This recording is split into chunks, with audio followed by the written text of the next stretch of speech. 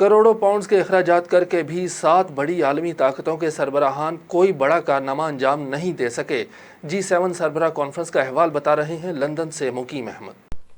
برطانیہ کے شہر کارنوال میں ہونے والی G7 سربراہی کانفرنس اپنے اختتام کو پہنچ گئی ہے۔ 3 روز تک جاری رہنے والی اس کانفرنس پر کووڈ-19 کے تناظر میں دنیا بھر کی نظریں لگی ہوئی تھیں۔ دنیا کے انتہائی ترقی یافتہ اور امیر ترین ممالک کے سربراہان کی میزبانی کے لیے برطانیہ نے انتہائی سخت حفاظتی اقدامات کیے تھے اور پولیس کی 5000 نفری بھی تعینات کی گئی تھی، جن پر 70 ملین پاؤنڈ کے اخراجات کا تخمینہ لگایا گیا ہے۔ دیگر اخراجات شامل کر کے کانفرنس پر 90 ملین پاؤنڈ سے زائد خرچ ہوئے ہیں۔ کانفرنس کے ایجنڈے پر موجود آئٹمز پر کوئی بڑی پیش رفت سامنے نہیں آئی۔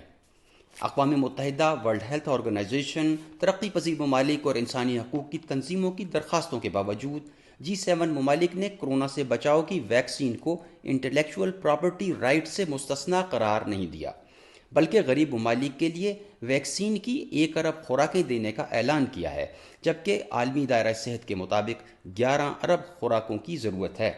اس 3 روزہ کانفرنس کی واحد کامیابی عالمی کاروباری اور ٹیکنالوجی کمپنیز پر 15% کارپوریشن ٹیکس کا نفاذ ہے، جسے حاصل کرنے میں ابھی بے شمار رکاوٹیں موجود ہیں۔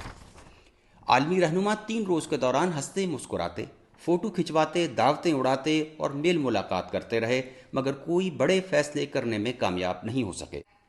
مقیم احمد، سٹی نیوز، لندن۔